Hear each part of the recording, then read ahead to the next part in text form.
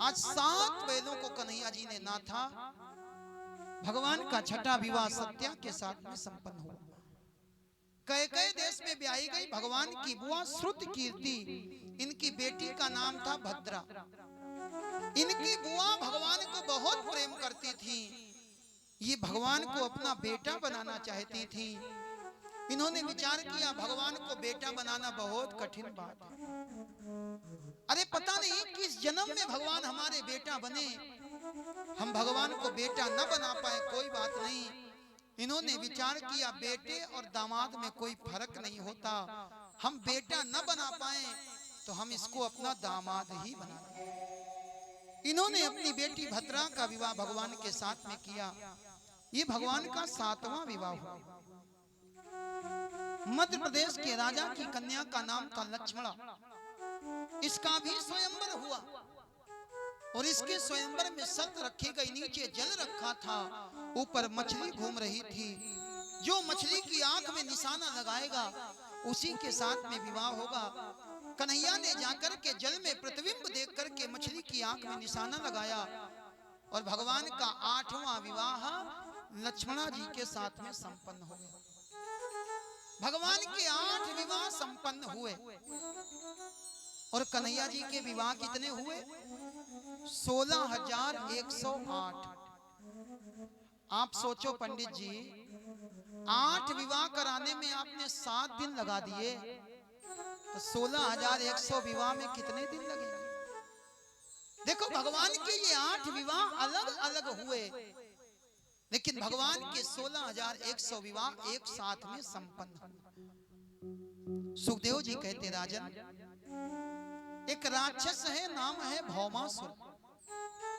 भौमासुर ने जाकर के एक बार वरुण भगवान का छत्र छीन लिया, देवता कुछ नहीं बोले। इस राक्षस की हिम्मत और आगे बढ़ी। दूसरी बार जाकर के इसने देवताओं के मणि पर्वत नाम के स्थान पर अपना अधिकार कर लिया, देवता फिर भी कुछ नहीं बोले। तीसरी बार इसकी हिम्मत और बढ़ गई।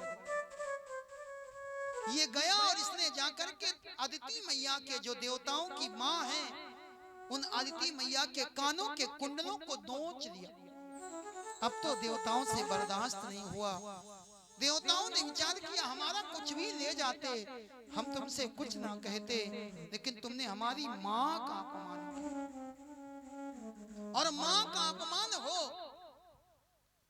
और बेटे का खून न खोले तो समझ जाना बेटे की रगों में खून नहीं है, बेटे की रगों में पानी बह रहा है। आज देवताओं को बहुत क्रोध आया। देवताओं ने आकर के भगवान से शिकायत करी है। कन्हैया जी आज गरुड़ पर बैठे, सत्यभामा जी इनके साथ जाने को तैयार हुई और भगवान गरुड़ पर बैठ करके भौमासुर की राजधानी प्राग ज्योतिषपुर में पहुंच गए। प्राग ज्योतिषपुर में जाकर के भगवान भौमासुर को मारना चाहते थे। एक राक्षस आ गया, इस राक्षस का नाम है मुर।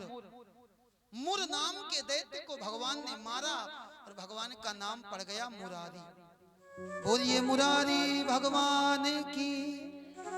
मुरारी को भगवान बने और मुर को मारने के बाद भगवान जाकर के भौमासुर का वध कर देते। भौमासुर का वध हुआ है। भगवान भौमासुर के राज्य में घूम रहे थे। भगवान के कान में किसी के रोने की आवाज आई।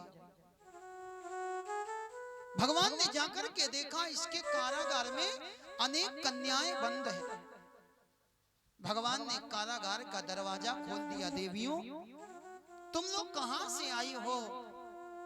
इस पापी ने तुमको अपने कारागार में बंद करके रखा था, लेकिन चिंता न करो, अब हमने उसका वध कर दिया, तुम लोग अपने अपने घर को चली जाओ। इतना कहकर के भगवान ने कारागार का दरवाजा खोल दिया, लेकिन ये कन्याएं अंदर बैठ करके ही रो रही हैं। ये कन्याएं बाहर नहीं आना चाहती।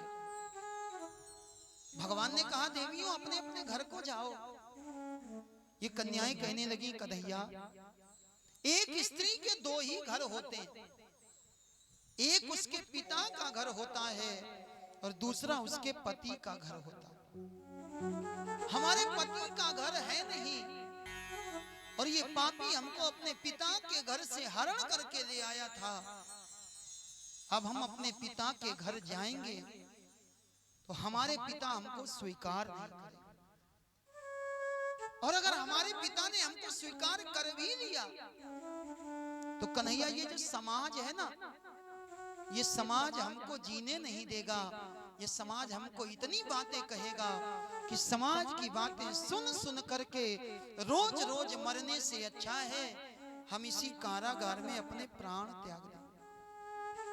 कन्हैया बोले नहीं, चिंता न करो, कोई तुमको कुछ नहीं कहेगा।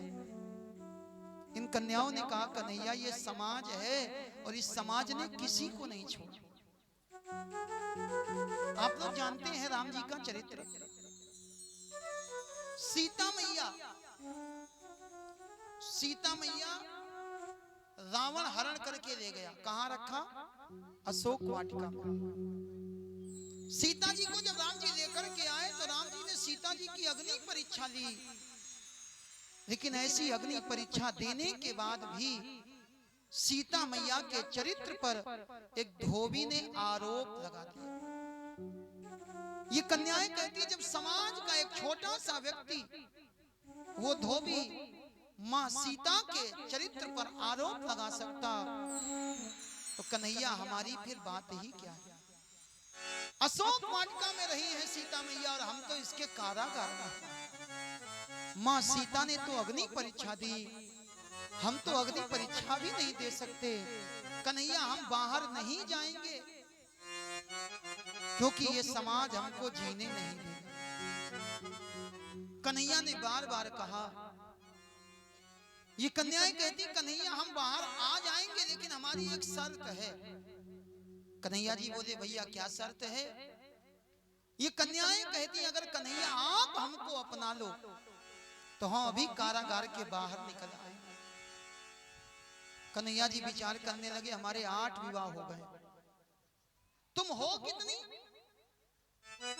इन कन्याओं की जो गिनती आई भागवत में 16,000 का प्रमाण मिलता, गर्ग संहिता में 16,100 का प्रमाण मिलता, और विष्णु पुराण के पंचम अंश के 33वें अध्याय में भी 16,100 का ही प्रमाण मिलता। कन्या बोली महाराज हम 16,100 हैं। कन्हैया जी ने गिनती लगाई, बोले अगर तुमसे सबसे विवाह करते हैं तो हमारे 16,108 विवाह हो जाएंगे। भगवान बोले हम तुमको ले तो चले लेकिन हम तुम्हारे साथ विवाह क्यों करें, हम क्या करेंगे इतने विवाह करके। आजकल एक पत्नी के साथ तुम लोग खुश रह नहीं पाते। एक पत्नी को खुश रखना तो बड़ी बात है, हमारे 8 पहले से हैं और तुम चाहती हो हम 16,100 और कर लें। और मेरे भाई सत्य बात है, इस कलयुग में दाम्पत्य जीवन रुग्ण हो गया है। भागवत में लिखा है कलयुग की स्थिति दंपत्ति नाम च कलकनम, पति पत्नी में आपस में कलह बनी रहते। आजकल लोग एक पत्नी के साथ प्रेम से नहीं रह पाते। कई दिनों के बाद 2 मित्र एक स्थान पर इकट्ठा हुए और बातें होने लगी। बातें होते होते रात के 9 बज गए, 10 बज गए। पहला वाला खड़ा हो गया, बोला भैया हमको घर जाना। दूसरा बोला इतने दिन के बाद मिले हो, आ जाओ, रुको थोड़ी देर और बैठो। 11 बज गए, 11:30 बज गए और 12 बजे। जैसे ही 12 बजे पहला वाला उठ करके खड़ा हो गया, भैया हम घर जा रहे हैं। दूसरा बोला इतने दिनों के बाद मिले हो, आज यहीं रुक जाओ। ये बोला हम रुक तो जाते लेकिन जब तक हम घर नहीं जाएंगे तुम्हारी भाभी खाना नहीं खाएगी। पहले वाले ने सुना तो बड़ा आश्चर्य हुआ, इस कलयुग में भी तुम्हारी पत्नी इतनी पतिव्रता है, जब तक तुम घर नहीं जाओगे तब तक वो खाना नहीं खाएगी। अब तो पहले वाले ने अपना हाथ अपने सर पर रखा, बोले भैया बात ऐसी है, हम जाएंगे, हम बनाएंगे तब खाएगी ना। मतलब मतलब हमारे घर की रोटी हमारी श्रीमती जी नहीं बनाती, हमको बनाती।